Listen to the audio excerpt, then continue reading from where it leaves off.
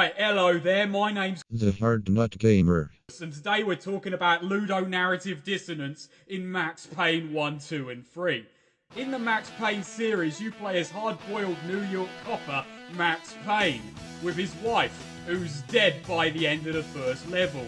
Already this is ludonarrative dissonance. I've never been divorced. I've never been a widow. Max Payne, despite having no John Woo style training, jumps through the air with guns. He does this in his own ass. Now, I don't know about you, but I quite like me ass. I wouldn't jump around in it like a proper numpty. But here's Max Payne already dancing around in the air like a big nonce. Now really, what I'm thinking here is, this is ludonarrative dissonance, yeah? I can understand it after the time skip, after his wife's been dead for a few years and he's given up on life, much like myself.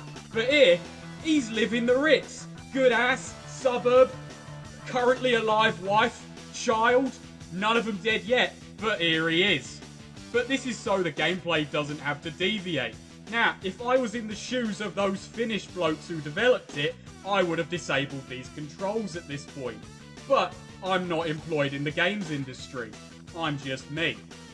Now, point number 2 of the ludonarrative dissonance. We'll call this part painkillers and slow motion. Painkillers are a depressant. They slow you down. Max Payne takes them by the bucket load. Insert an image of a bucket here in the edit. But he's not slowed down. In fact, if anything, he's got an unnatural ability to jump through the air firing 2 guns with pinpoint accuracy. Now, I live in the UK and I've never fired a gun in my life.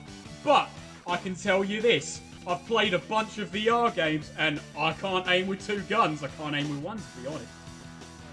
This gets worse in the 3rd game, where he's perpetually pissed. I mean pissed as in drunk, not angry, but he is that too. Despite taking on a few years, losing all his hair, and moving to Brazil where it's proper fucking hot, mate, he really hasn't slowed down any. Now, Max Payne lived in New York, and I don't know about you, but if you spend a few years in a cold climate, you are going to feel proper tired in a warmer climate. Brazil's proper hot. I looked into this. It's naturally a lot warmer than New York, on average. Now, if you beat Max Payne 2 on the hardest difficulty, Mona Sachs survives. But in the next game, she's gone.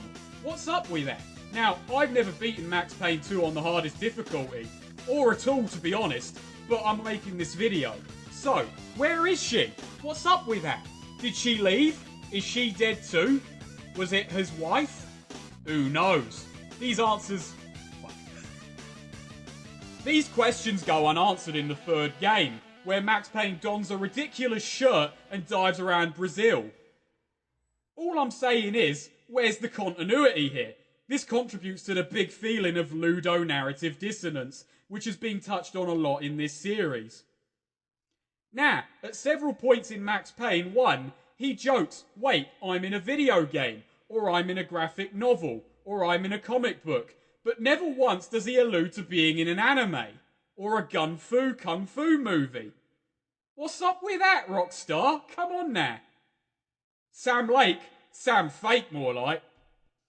Now, it's a common adage among people who kill folk that it never gets easier, so why do these games have a difficulty select? Ludonarrative dissonance.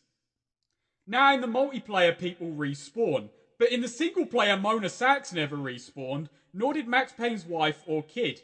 This mode really breaks the narrative flow of the rest of the game, and really, I feel its addition only weakened it. Now, it was introduced in Max Payne 3, so his wife should naturally be about 10 years younger than Max, but that's neither here nor there right now.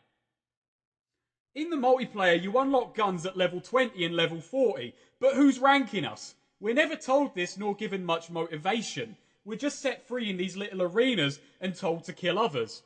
Now, if this was like Spec Ops The Line's multiplayer, where you were questioned and judged all the way, then we'd have something cooking here. But nothing's cooking. This game is cold like New York and not hot like Brazil. Right, that's the end of the video. Remember to like, favourite, subscribe, and go pay money to my Patreon this instant. If you'll subscribe to my Patreon and give me money, you can hear further thoughts You've already heard a lot of thoughts here, but I've got more of them. But they're slightly more valuable. Right, see you next time, gamer fans.